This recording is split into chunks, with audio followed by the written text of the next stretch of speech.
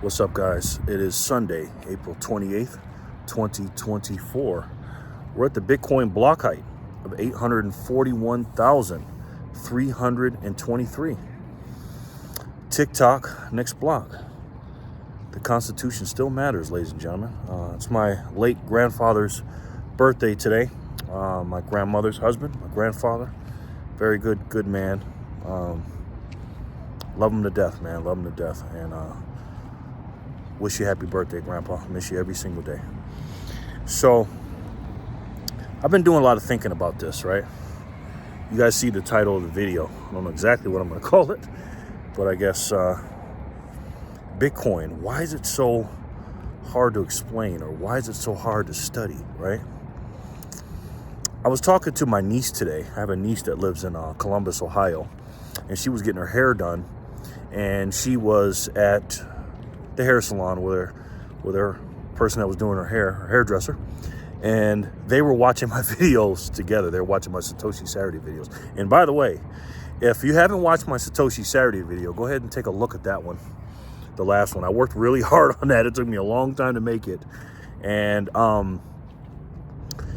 it's a significant one. It really is. And if you haven't checked out my Satoshi Saturday playlist, go ahead and do that. That's my kind of like my signature series here on YouTube and on my channel. But why is Bitcoin so hard to explain? And I've been doing some thinking about this because my niece was talking to me, and I was explaining it to them, Bitcoin to both of them, my niece and her hairdresser. And they always think in terms, or people think in terms of money. They're like, oh, I can make this much. I can buy the Bitcoin and sell it for that and making a quote unquote profit. And, what is it? And that happens all the time, right? Because the main thing to me, the reason why it's so hard to explain is because it's a whole new system, right? We are entering, or we are in a paradigm shift, right? This Bitcoin thing, in the big picture, it's a baby, It's only been 15 years since it's been around. And really over the last, I don't know, maybe 7 or 8 years is when it's really been talked about. But the first few years, nobody even cared about it. And we are so early in this thing, right? And the people that really care about it and understand what's going on, for us, it's just like, man, how come people don't get it? I think the reason why it's so hard to explain, or so hard to learn about it, because again, it's a paradigm shift, but there's so many different aspects to it, right? So the first thing you have to understand to learn about Bitcoin, it's not just about studying Bitcoin, right? It's about learning about the system that you're in now, and that you've been lied to about that system. I mean, that's the main thing. The thing that got me when I was when I first got into precious metals, I watched a video from a video series from Mike Maloney, that 9 or 10 part series. You guys all seen it if you're into precious metals. And he talks about the history of money, and you learn about it. And again, I'm a finance guy, man. I have, my background is in learning about this kind of stuff, but I didn't know any of this stuff he was teaching me. And I didn't realize about the debasement of the currency and everything else, and how gold and silver were God's money, and the real hard money and everything. The dollar was based on gold and silver, and that, it was supposed to be backed by gold, the US dollars, and then they took us off the standard in 1971 and everything. I didn't know any of that stuff, guys, and that's where we need to start when we're talking to people, because I am now in this stage of my life. I am, I'm a freedom fighter and stuff like that, of course, but I do it through different avenues. And one of the main reasons, or one of the main ways that I fight for freedom, is talking about the history and the Constitution, and educating people and waking them up. That's one of my ways, talking about the country and letting people know where we came from, and never forget where you come from. But also, I use Bitcoin. I am a Bitcoin educator now. I'm a low-level Bitcoin educator, but I've been definitely working hard at it. And even for me, a guy that's been in for 3 years, over 3 years now, I'm learning something new every single day. So I can't imagine someone that didn't come from the background that I did, a finance background, and then after that getting into the precious metals, or being a sovereign individual before that, then get into the precious metals, then get into Bitcoin. I mean, just a regular person, man. Because I'm out and about and I see these people, guys. I see these people and they don't have a clue. They don't have a clue what's going on. And it's done on purpose. And we know that, right? It's just done on purpose. And when I tell people about Bitcoin, they just look at it like a stock or a quote unquote cryptocurrency or trade or, some kind of flip that they can just quote unquote make money. And they have no idea that the money's been debased. Your purchasing power has been stolen and everything else. I mean, they don't know. They're not taught that stuff. Everybody knows what inflation is. They know the word inflation, but they don't know what true inflation is. I'm telling you, man, everyone I ask has no idea what it is. Every once in a while, I'll come across a person and say, oh, yeah, that's when they print the money, right? Like I said the other day, a lady said, oh, yeah, that's when they print the money, right? I said, yeah. And then she goes, oh, yeah, well, that means I can get a good raise.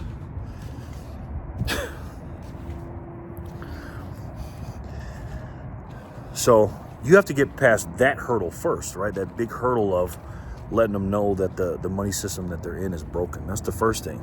And then the second thing is, if they learn about gold and silver or whatever, but once they get into Bitcoin, you have to show them and convince them that Bitcoin is not a quote unquote cryptocurrency, even though technically it is. It is the world's first cryptocurrency, the world's largest cryptocurrency by definition. But it's not like everything else. I was watching Swan Bitcoin. One of Swan Bitcoin's guests came on there and was talking about Bitcoin is like the wheel, where once you invent the wheel, you can't invent another wheel. Or Oliver Velez says it's like inventing fire. Once you invent fire or discover fire, he likes to say Bitcoin's a discovery. Once you discover fire, you can't discover another fire, right? And that's what Bitcoin is. Bitcoin is whether you believe it's an invention or a discovery or whatever, there is no second best. Bitcoin is the one and only when it comes to solving that money problem, that debasement of the money, where you have no third party, permissionless, censorship free, all the things that Bitcoin has. And then once you get past that hurdle, right, then you have to learn how Bitcoin works. And that's hard. That's hard to do. And I'm way past that stage. And even me, I have problems, because sometimes in the back of my head, guys, I'm not going to lie, I have to pinch myself and say, is this thing really real? Is this thing really real?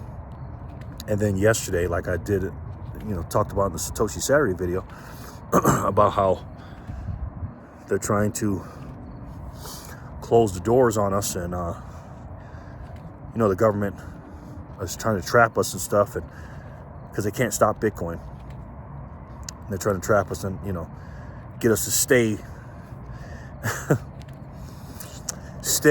I'm trying to watch my words here, trying to stay under their thumb. Okay, I'll just say it like that. And then I know, yeah, this thing is real. And I always know it's real, but in the back of my mind, because I've been around a while. I'm 49 years old, and I've only been in Bitcoin for 3 years. So my whole life, I've never experienced anything like this system. It has absolutely changed my life, man. It really has. Gold and silver started the process for me, but Bitcoin, man, I have learned so much. Not just learning about the Bitcoin system, but learning about how the world works and difference between good and bad people.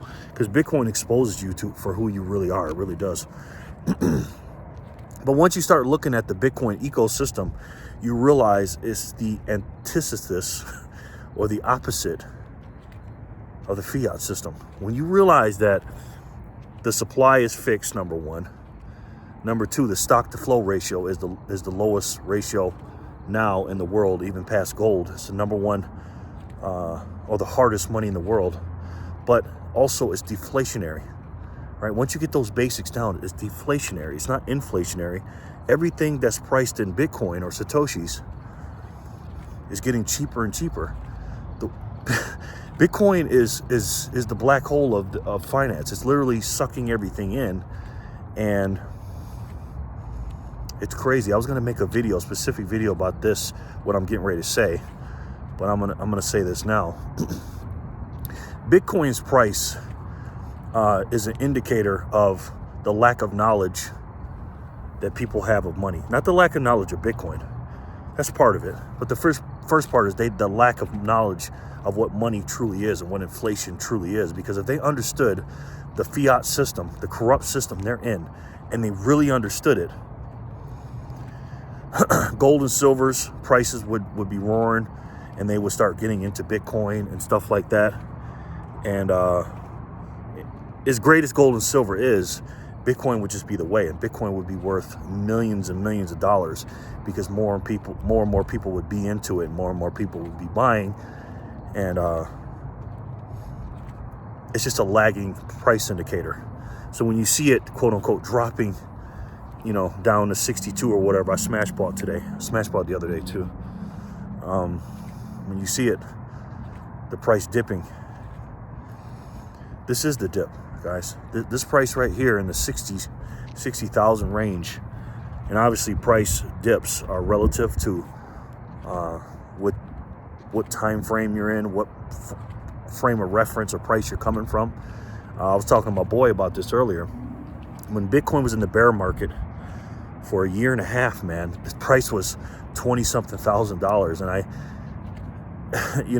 I was buying every day. But if I could go back in time, right? If I could go back in time while I'm in the 60s right now, knowing that whole time was a bear market, which I knew then, but it was the frame of reference I had back then. I was getting lulled to sleep because I was just so used to seeing it.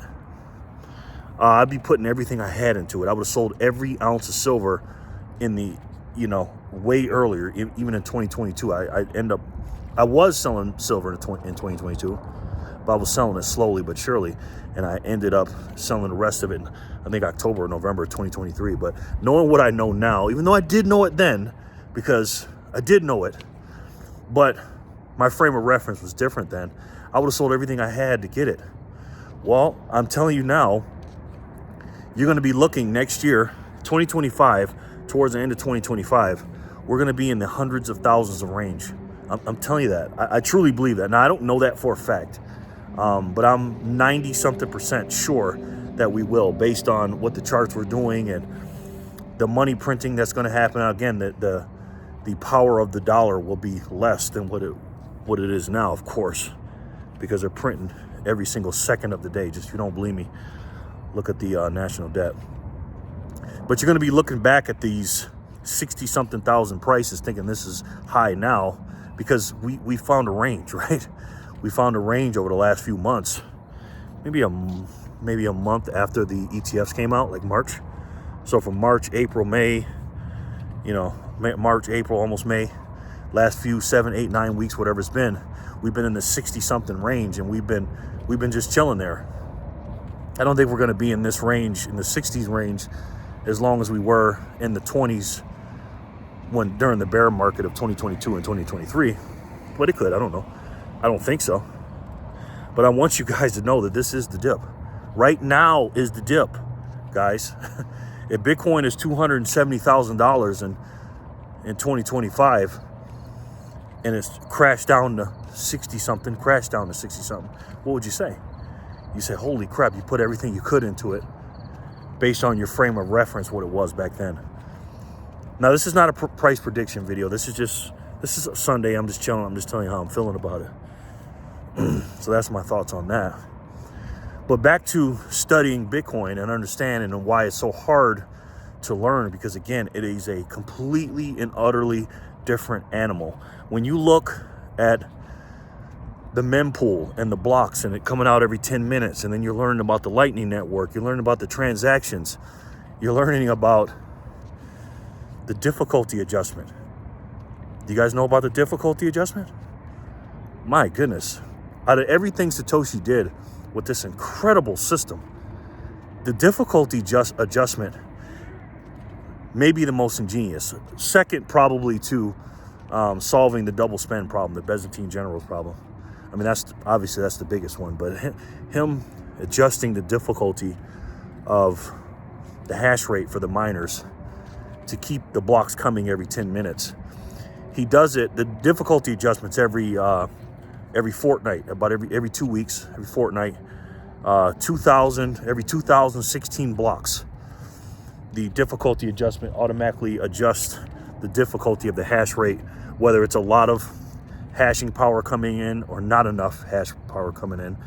It'll change the difficulty up or down, like I said, depending on the hash, and it'll slow it down if it's going, every 9 minutes or something. A block was coming out for those 2 weeks on average, and they'll slow it down to make sure it gets to 10 minutes so it can be nice and even, and then they'll speed it up if it's 11 minutes, or vice versa, slow it down. You know what I'm saying? It's incredible, man. It's incredible. And what's crazy about the difficulty adjustment, if you look at that number, 2,016 blocks, if you switch those numbers around, it's 6102 instead of 2016. Flip them around, 6102. And if anybody doesn't know what 6102, just Google Executive Order 6102. You know what I'm talking about. Satoshi Nakamoto, in this incredible system, to say it's genius, it's alien-like. It really is. I mean, if we found out, or if I found out, if we all found out that some kind of aliens came down here, or somebody from the future or something made it, I would believe it. I would absolutely believe it, man. Man, it's crazy. And there's so many things I can tell you about to learn about it. And that's why I tell you guys, you got to study Bitcoin, man. You got to study it. Your kids, your grandkids, they're going to be living in a totally different world here in the next 30 to 60 years, and we'll be headed towards our end of our lives then, or the latter portions of our life, hopefully. We'll be along longer than that, but hey, and our lineage is going to be living in debt up to their eyeballs, right? And to me, there's only one way to stop that, That's why I say in my Satoshi Saturday videos, stack Satoshis today so you don't have to work for those same Satoshis tomorrow. And I'm talking about your family. If you stack them today and put them away, you can get 1,500, almost 1,600 Satoshis for $1 today. And that doesn't seem like anything. But in the future, during the bear market, when it was $15,000, I think I was getting 5,000 or 6,000 Satoshis per dollar, something like that. I was getting, 3,000 Satoshis, over 3,000 Satoshis for $1. 4,000, 5,000 for $1. You can't get that anymore. I don't think we'll ever see those prices. For the hardest, most finite money in the world, there's only 450 Bitcoin coming out of the mining pools now. The miners are only getting 3.125 Bitcoin every 10 minutes now. We are in Epoch 5 right now. And these epochs and these blocks and every 210,000 for the halving and everything else, it's so much to learn, guys. It's so much to learn. So you got to study, not just for you, for your lineage and your generations to come, man. I'm telling you that. I'm telling you. So if you haven't started, you can start with some of my videos. Again, my videos are like a introductory level.